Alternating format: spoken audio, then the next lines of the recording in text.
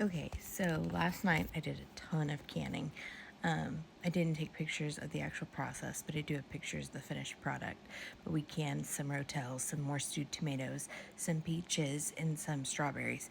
And I thought I would share a little tip. So every recipe I found for the canning the strawberries said you had to let them sit overnight with the sugar, and you do not. You can do the sugared strawberries, and you can just cook them a little bit on the stove, and then they'll cook until they cook up a nice juice, and then you can can them that way. So you do not have to let them sit overnight before cooking them and canning them in a boil canner. And they canned fine. The seals all sealed. And they tasted fine. I tasted them several times throughout the process. So you do not have to let them sit overnight, regardless of your recipe. All I did with the strawberries was we hulled them, and then we covered them in sugar, and I just let them sit while we worked on everything else. So they only sat for like 2 hours, and then I put them in a sauce pot, and I cooked them on like a medium setting until there was like a lot of juice there, until it was like halfway full of juice plus strawberries, and then I put the juice and the strawberries in the jars. It worked fine.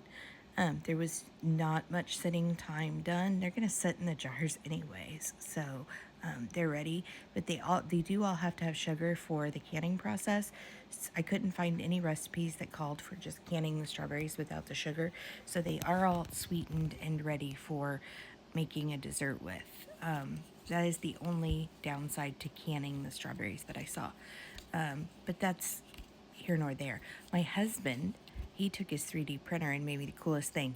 He made me a jar lid storage and ring storage.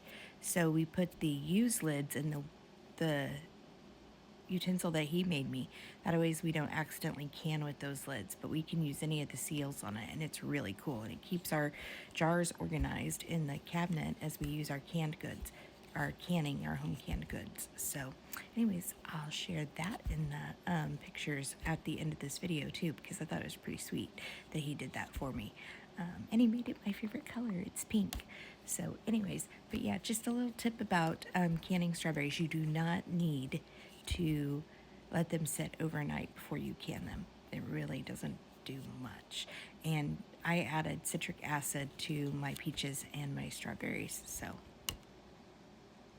thing all by myself helps. I hope these barbecue sauces seal.